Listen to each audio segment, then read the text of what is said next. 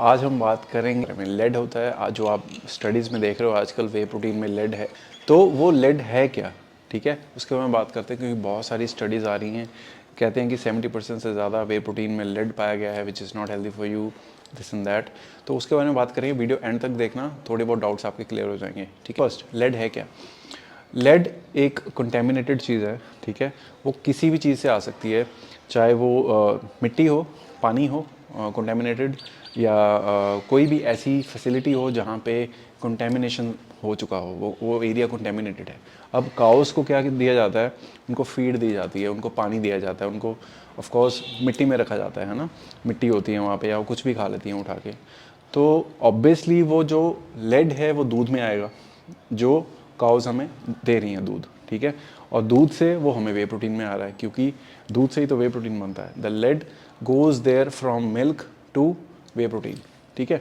तो लेड तो आ गया। अब थिंग इज़ कि अब इससे बचा कैसे जाए, या क्या कर सकते हैं इसको, इससे इसको क्या फिगर आउट करें कि लेड हमारी सिस्टम में ना जाए। क्योंकि लेड होने से क्या होता है ना, जो स्टडीज़ कह रही है, मैं नहीं कह रहा हूँ भाई, मैं पहले बता दूँ, किडनी फेलियर लिखा है वहाँ पे, हार्ट डिजीज़ लिखा है, और भी बहुत कुछ लिखा है, बट ये दो मेन रीजंस हैं जिसके लिए मैं कंसर्न था, ठीक है। तो अब हम वे प्रोटीन कौन सा चूज़ करें, ये बहुत बड़ा इशू हो गया आज की डेट में। क्योंकि जैसे जैसे नई स्टडीज़ आनी शुरू हो जाती है ना, तो ऐसे होता है कि भाई क्या ही खाएं।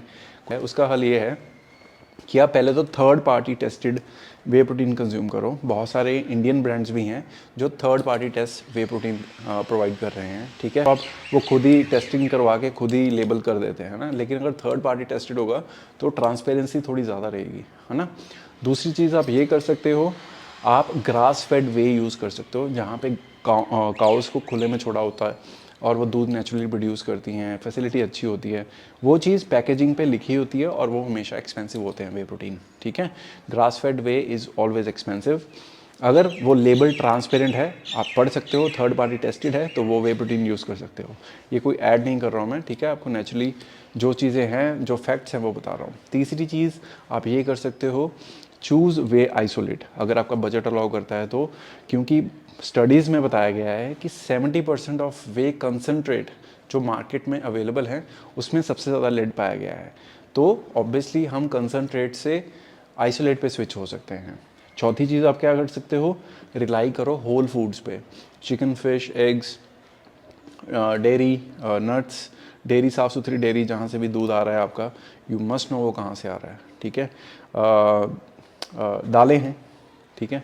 और ऐसी ऐसी चीज़ें जो आपको समझ में आ रही हैं, जिसमें हाई